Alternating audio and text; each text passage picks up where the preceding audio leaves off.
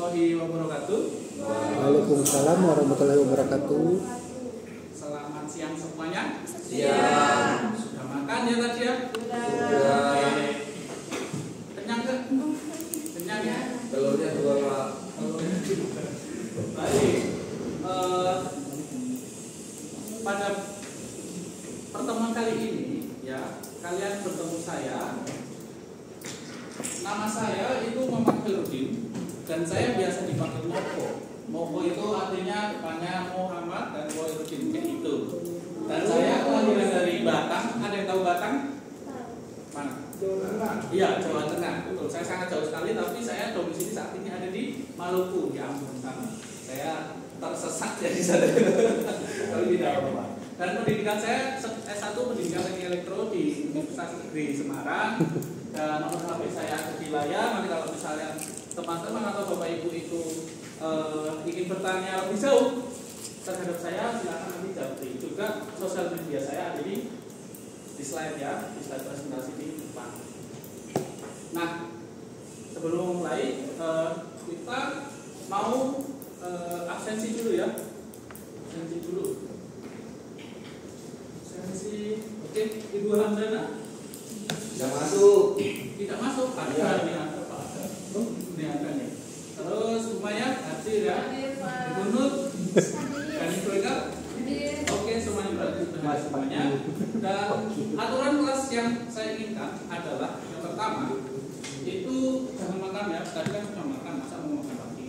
Jangan ribut sendiri dan jangan tidur. Terus sesuai dengan safety induction-nya, kita kelas ada pintu di sebelah kanan. Artinya nanti ketika ada suatu bencana yang tiba-tiba atau secara mendadak, kalian bisa langsung menuju ke titik evakuasi yang ada di luar ruangan, ya. Dan ada petunjuk arahnya. Baik. Pada pertemuan lalu kita membahas tentang AC ini ya. Mana yang sudah lihat ya AC ya. Dan saat ini juga di ruangan ini ternyata ada AC ya, betul ya.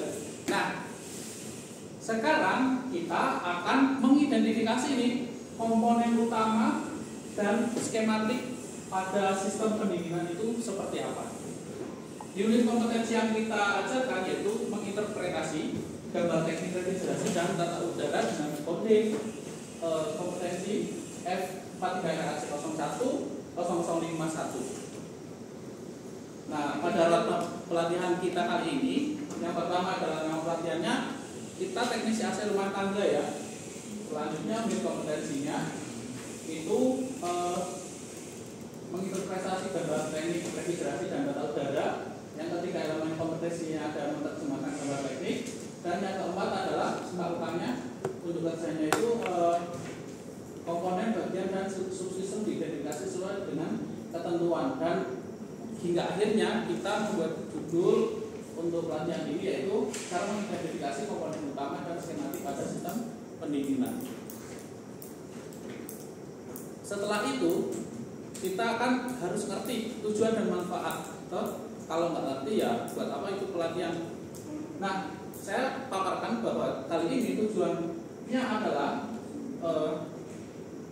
peserta dapat menjelaskan cara mengidentifikasi komponen utama pada sistem pendinginan sesuai dengan SOP.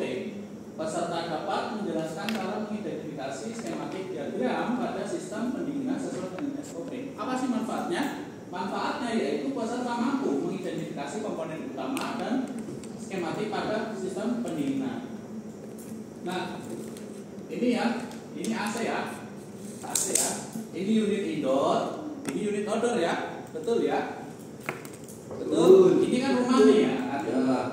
Nah, pada indoor itu ada yang dinamakan evaporator. Jadi di sini tuh, di dalam sini ini ya AC ya. Ini di dalamnya itu ada evaporator pipanya. Dan yang di outdoor itu ada 3 komponen utama. Ada kompresor, ada kondensor, dan ada expansion valve atau pipa kapiler. Nah, di dalam AC sendiri itu ada yang dinamakan komponen utama dan komponen bantu. Akan tetapi pada pokok bahasan kali ini kita hanya akan membahas tentang komponen utama saja. Yang pertama, bisa dibaca Bu Hamdana ini apa?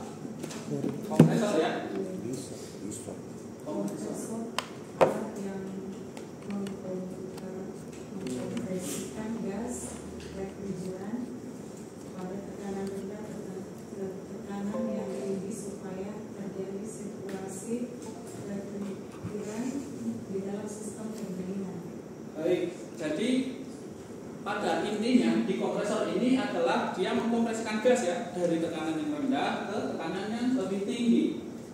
Nah, bentuknya ingat ya, di kompresor bentuknya selalu gas gitu. Dan jenis kompresor yang ada di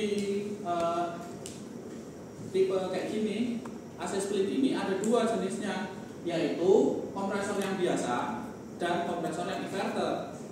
Keduanya mempunyai perbedaan. Ada perbedaannya di modulnya, ada perbedaan di rangkaian listriknya juga, dan konstruksi dari kompresor itu sendiri. Dan tipe kompresor AC split itu kebanyakan menggunakan tipe yang rotari. Selanjutnya kondensor nih. Kondensor itu tujuannya untuk melepaskan panas atau kalor pada sistem pendinginan ke udara bebas. Jadi ya, setelah dari kompresor itu, kan tadi kan sebelum kondensor kan kompresor tuh. Nah, dia masuk ke kondensor itu berbentuk gas nih, ini input. Nah, terus dia bersirkulasi dan keluarnya adalah bentuknya liquid. Di dalam ini temperaturnya pasti panas ya, temperaturnya tinggi ya, betul ya. Bisa diidentifikasi dengan cara apa? Lihat ketika bapak ibu itu di depan outdoor AC, ketika nyala, panas gak? Panas kan? Betul kan? Nah, itu artinya temperaturnya itu tinggi. Dan sekitar 45 derajat itu. Jadi kita akan merasa panas karena udara bebas kan cuma paling 36. Nah, ini 45. Jadi masih kita di depan outdoor itu pasti lebih panas. Sebab fungsinya apa? Untuk mendinginkan tadi ya, seperti yang tadi Pak Fordi bilang ya, mendinginkan dari kondensor ini. Nah, ketika itu komponen barunya ini adalah fan ini ada bermasalah, maka akan terjadi overheat. Bisa juga begitu. Tadi Pak Fordi sudah menjelaskan tentang sistem komponen bantunya seperti apa. Nah, bisa direpresentasikan pada pemaparan yang sebelumnya. Selanjutnya ini adalah bentuk kondensor ya, di outdoor ya. Ini kan bentuk outdoor kayak gini nih. Kalau outdoor dibuka itu bentuknya kayak gini. Nah, ini pipa tembaganya di sini. Ini kan banyak nih. Jadi melingkar-lingkar gitu. Bolak-balik, panjang sekali. Pernah saya hitung untuk setengah PK itu panjangnya hingga 10 meter, Bapak Ibu. Jadi ketika digabungkan pipa itu dilepas dan ditarik itu 10 meter hanya di dalam sini, di dalam kondensor saja. Jadi panjang ini. Nah, ini untuk fan-nya ya, untuk fan-nya nih di sini. Tadi yang Pak Fordi. Terus ini ada sirip aluminium. Nah, sirip aluminium itu berfungsi untuk menyaring udara-udara. Jadi ketika tidak ada penyempitan jalur, maka kan tingkat namanya itu tingkat persinggungan dengan udara itu tidak banyak. Jadi harus disempitkan dulu supaya udara itu bisa langsung ada singgungannya dengan pipa tembaga ini. Karena di pipa tembaga ini panas, sehingga kan butuh didinginkan. Nah, kalau tidak ada sirip aluminiumnya ini, ya kayak udara bebas biasa aja, jadi tidak akan maksimal. Sehingga konstruksi semua kondensor dan konstruksi semua evaporator pasti ada siripnya. Selanjutnya nih, yang ketiga, komponen yang ketiga adalah pipa kapiler. Pipa kapiler ini berfungsi sebagai pengkabutan dari refrigeran. Pengkabutan dari refrigeran itu artinya apa? Logikanya itu seperti ini deh. Ketika Bapak Ibu itu di rumah atau di asrama ada shower ya, tahu ya shower ya. Shower dengan tekanan air input itu konstan. Ketika ada lubang yang kecil-kecil itu kan tekanan ininya kan agak lepai gitu ya, keluarnya gitu ya. Tapi beda dengan tekanannya ketika tekanannya itu gede, tekanannya konstan dan gede dipompa terus sama pompa itu pasti nyembur kemana-mana. Tapi ketika tekanan input dari masukan dari shower itu kecil dan keluarnya pun lubangnya kan kecil-kecil itu. Nah akhirnya dia punya tekanan air yang keluar dari shower itu pasti letoy kan gitu kan, betul ya. Nah semacam itulah kinerja dari pipa kapiler. Sampaikan di sini nih, ada yang ingin ditanyakan nggak? Ada yang ditanyakan? Ibu mungkin mau tanya? Apa? Tadi kan disebutkan itu mengenai fungsi dari kondensor. Itu fungsinya untuk melepaskan udara panas gitu ya? Iya, betul. Nah, itu tanda-tandanya kalau kondensor ini mengalami kerusakan itu bagaimana? Kondensor itu sebenarnya hanya jalur. Iya, jalur gas refrigeran. Yang mana gas refrigeran itu membawa kalor dari indoor untuk dialirkan ke udara bebas. Jadi ingat hukum termodinamika ya. Jadi ini itu sebenarnya AC itu kan diserap. Nah nanti habis ini kita akan masuk ke evaporator yang berfungsi sebagai penyerapan. Nah pada intinya diserap ke indoor, panasnya yang di ruangan ini terus dikeluarkan ke outdoor. Nah fitur yang mengeluarkan itu adalah kondensor tadi, dibantu dengan fan kondensor atau kipas kondensor itu. Jadi panasnya itu diambil dan dibuang keluar. Sistem AC itu sebegitunya. Hanya apa ya? Hanya sesimpel itu. Cuman pada pembahasannya atau pada realitanya itu memang membutuhkan komponen yang banyak. Akan tetapi ingat Bapak Ibu, komponen utama akan selalu melekat pada unit AC. Pembedanya hanya di unit variabel ketika jenis AC-nya berbeda. Karena kan jenisnya banyak, ada AC split, ada AC standing, ada AC kapal, atau AC pesawat. Nah, itu hanya yang membedakan adalah variabel komponen bantunya. Namun untuk komponen utamanya pasti ada. Cukup? Ada yang tanya lagi? Tidak ada? Belum ya? Masih oke ya? Nah, setelah ini adalah evaporator. Evaporator ini berfungsi untuk menyerap panas yang ada di dalam indoor. Yang ada di dalam indoor itu berarti yang ini kan? Yang di sini nih. Yang di belakang ini nih, ini ada namanya evaporator di sini. Nah, tadi menyambung pertanyaan yang sebelumnya, air dari mana? Betul ya? Nah, itu dari kondensasi. Betul kata Pak Kordi. Namun, ini ya logika kondensasi itu begini.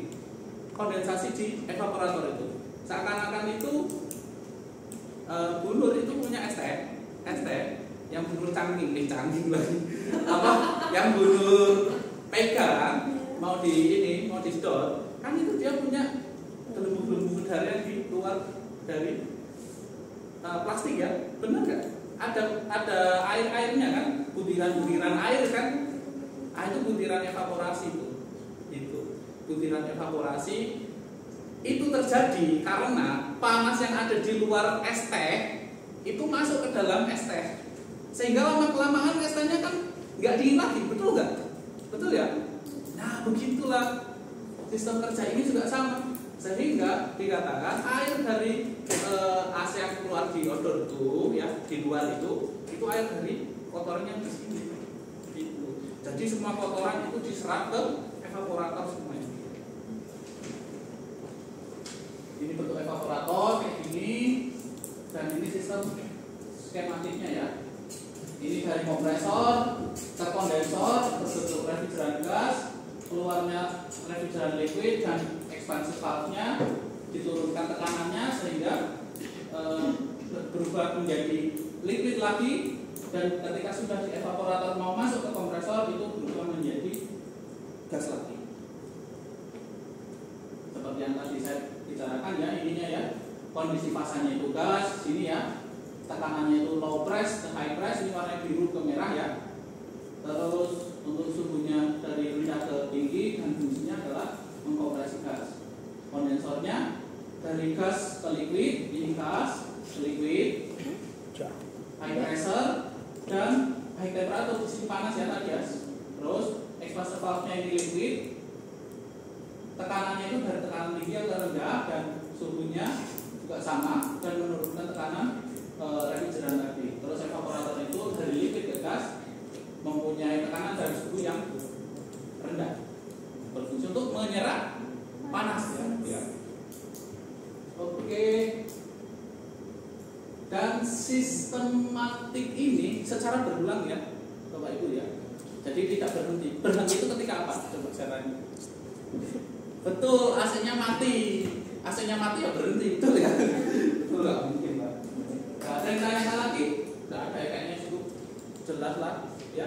Ada nggak? Atau ingin menambahkan? Ada. Ada. Saya Saya minum kan. Nah, tidak ada itu. Boleh? Freon. Oke, freon itu ini Bu, sebenarnya freon adalah merek ya, bukan gas. Freon itu adalah merek yang dimasukkan di sini adalah refrigeran.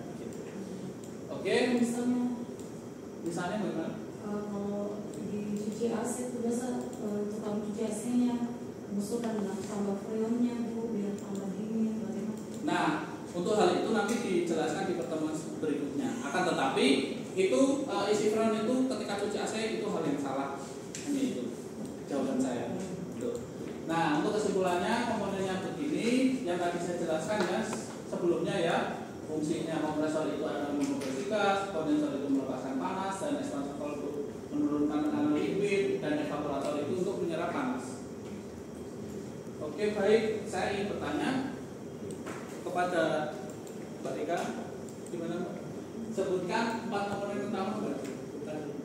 Yang pertama itu kompresor, kondensor, pipa kapiler, sama evaporator. Oke, baik, betul sekali. Kita beri aplaus kan? Selanjutnya Mbak Ibu Nur, setelah dari kompresor apa? Kondensor. Betul sekali, bilang tepuk tangan.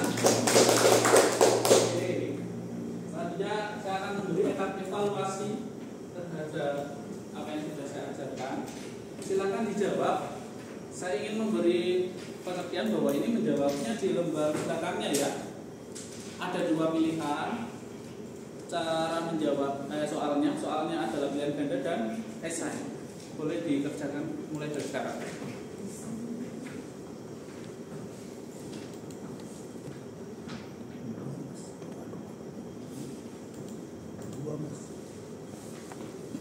Oke, cukup.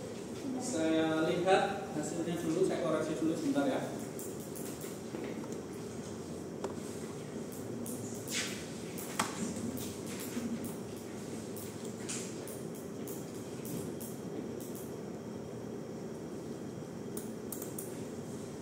Hasilnya semuanya alhamdulillah baik dan mantap semuanya ini kayaknya. Semuanya sudah bisa ini ya, sudah langsung kompeten. Gitu. Nah, untuk tugas tambahan yang akan saya berikan, yang pertama nih, boleh dicatat, boleh difoto aja ya, biar gampang ya. Buatlah rangkuman dari berbagai sumber mengenai skematik diagram siklus pendinginan. Dan tugas ini ingat dikumpulkan dalam bentuk soft copy dan dikumpulkan maksimal hari ini pukul 23.59 ya, melalui link yang ada di sini ya. Oke? Paham ya? Oke.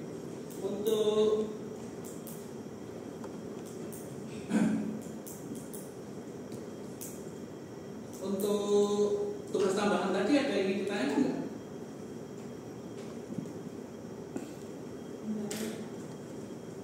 Nggak ada ya?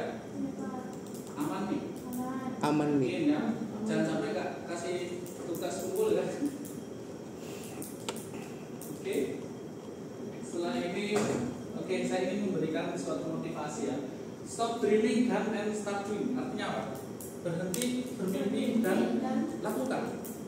Jadi ketika kalian berhenti bermimpi dan langsung melakukan, itu sesuatu hal itu langsung terrealisasi. Daripada kamu bermimpi terus, betul kan? Kapan ngelakuinnya? Ya kan? Begitu. Oke, sebelum kita mengakhiri sesi kali ini, kita rapikan kembali ya tugas-tugasnya, rapikan kembali buku-bukunya, sampahnya itu diambil. Sampahnya diambil sudah ya? Sudah semuanya. Dan Terima kasih atas perhatiannya. Kita akan lanjutkan di pertemuan berikutnya. Oke, baik Bapak Ibu. Terima kasih. Baik, dari saya seperti itu materinya, kurang lebih mohon maaf. Kritik dan saran akan saya terima dengan baik. Terima kasih. Assalamualaikum warahmatullahi wabarakatuh.